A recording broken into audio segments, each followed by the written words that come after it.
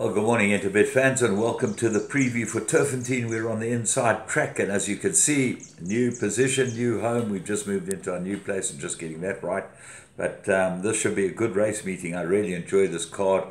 Saturday, 8th of October, 21 pentrometer, 7-meter false rail at the 500-meter mark. But lots of horses prepping for big races. So let's kick off with the first, which is a Maiden Plate over 2,000 meters. The horse that should win it is one Atlantic City, but the problem is the jockey has reported changing legs 4 out of his last 8 times. He's head of the speed rating. He's probably got the best form and should be able to go in here. But the problem is a Skyjet, if you go and have a look at Skyjet's run over the 1,400 meters, it was slower than Al Fatiq.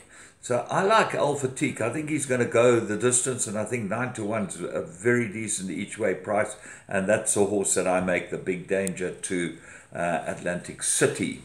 Let's move on to race 2. This is a middle stakes, and it's 2,600 meters, absolute 3-cornered contest. This my top choice would probably be White Fang, but it is second run after arrest. He loves the course and distance, 7 runs, 3 wins, 3 places. And as I said, second run is a big worry for me. Arlington Action's your favorite. 2 very good wins. He ran behind White Fang. He beat White Fang last time. I think White Fang might turn it around if the second run doesn't get it. But the horse that really interests me is Sudden Star. They put the tongue tie on last time, and he ran on extremely well. He gets striker. That's a huge plus, and he should be great value, each way value at 7-1. And I think that's the way we're going to go today. Lots of each way chances. Race 3, middle stakes. They go 1,000 meters, and I make an absolute 2-cornered contest.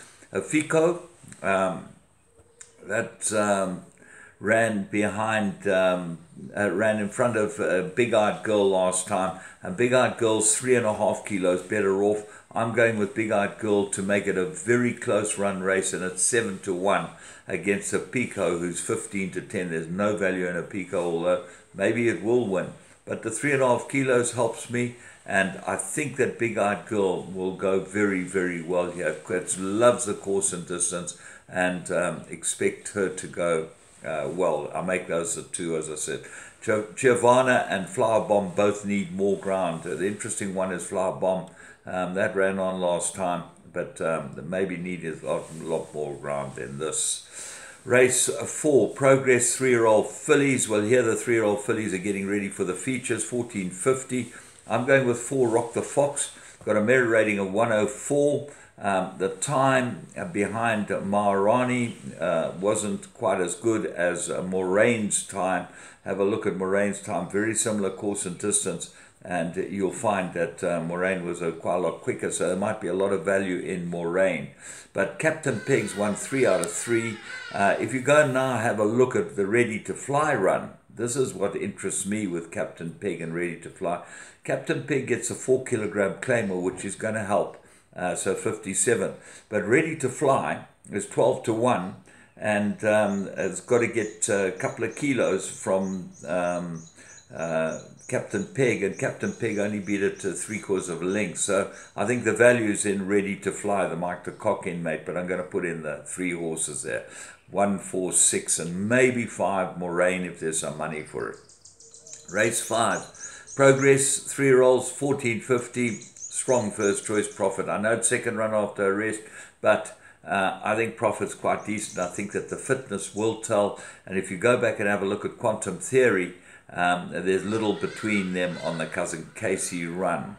Acorn's an interesting horse here, because Quantum Theory beat Acorn quite easily, and Acorn meets Quantum Theory on better terms, so that gives Acorn a chance here. Those are the 3. Bless My Stars is the interesting horse, number 9. We've got very good merit rating of 103. And she's a filly being put in this race. Now, if you look at the races, and you know that Sean Terry sits on the programming committee, obviously he didn't want to run Rock the Fox against Bless My Stars in the fillies race. They're both 1450. So he ran Bless My Stars in the Colts race, which might be a very good pointer as to her chances as well. Race 6 is Memorial Merit rated 1800 meters, and I made it four-cornered. It's not an easy race. There's only 9 runners, but Fire Lloyd's probably my best chance if he is fit and well. He just comes off a rest. Duke of Rain, he might improve over the distance, but he ran a shocking race first time that he ran on the Turffontein inside track, so he needs to improve on that. The find of the race is 5, Tabuya. Course and distance, course 1 from 1 at least, earlier on when he ran in Johannesburg, so that's the only time he's won was here on this course, so he goes in with a chance at 12 to 1, and then Elusive Swan, I think, is the horse they've all got to beat. He's very good last run, Striker gets the ride on him, but he's got to give chunks away to a lot of horses. Race 7, Pinnacle, 1600 meters. And I'm going with Johan Janssen van Vuren, runner number 7 out of the darkness. It is second run, which does worry me, but with 54 only to carry, looks like the best way to me in the race, and I expect it to go very, very well here. Course and distance 211, DeMello, he rides this gelding well, and I think he's a big improver. The horse that interests me is 3, Super Silvana. Very good form. This distance might be a bit sharp for him. Asterix that got the class, but Zeus, he's run 1 for 1 over this distance, and the comment is he'll need the run. If this horse is going to get the Summer Cup, which is what they need him to do, he's got to run pretty well here, and he's got to go and win his next start to be able to get in the Summer Cup, because he's on the borderline at this stage, and I think he's got real class. This horse, he's my long-term fancy to have an each-way bet on in the Summer Cup, him and a Litigation. So thinking of the Summer Cup, those are the 2 horses I'm going for that might be very good value at 40 to 1.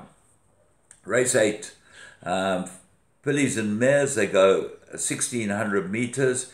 And here's another interesting race, because Roy Magna obviously ran Dancing Arabian to keep the race alive. So that's come out. Hollywood Bound's got excellent form, but she does come off a break. Kafluti, 1 from 1 course and distance. Mike Chick, the stable companion, 2 from 2. Sister Light's useful. This is a field race if ever I saw one. The favourite's Magical Flight. She won a very ordinary race last time, so she's up against it. There's some decent horses in here. Peyton's Tears got good form. Van der Merwe gets a ride on it, and because it's a handicap, Kafluti's got to give chunks to all these horses, and you might find a filly like Sister Light at 9 to 2 is got a huge chance, but go back earlier on in the form that's the Hollywood Bound, and she is well in here with Hollywood Bound. Race 9, merit rated 76, 1600 meters. I made it 4 horses here. My first choice is a big price runner, a horse called Little Miss Sunshine. She's come tumbling down in the merit rating, this Silvano filly for the Heather Adamson stable. She's got very small profile, only had 10 runs, and she's only run a couple of times for the Adamson team, and she gets Van der Merwe. If he gives her a good ride, she ran on, she's got a chance on her last run. I think she'll go very well with 52 on her back. So what else is there? Strange Magic won a good maiden last time, twice as wild. Is fit, so is Seconda Aurora. They're the 2 fit horses. Call the Wind's got 60 kilos, might improve High Roller. Certainly got some sort of chance in a race like this. But as I said to you, this is a big price runner. Gilda Gray's an interesting runner. Jockey was called in last time, given too much to do, but comes way back in distance to the 1600, and I think the 1600 is a bit sharp for her. Wait till she goes back over 2000, we'll be following her. From me, James Goodman, the whole Interbet team, have a good day's racing. There you go.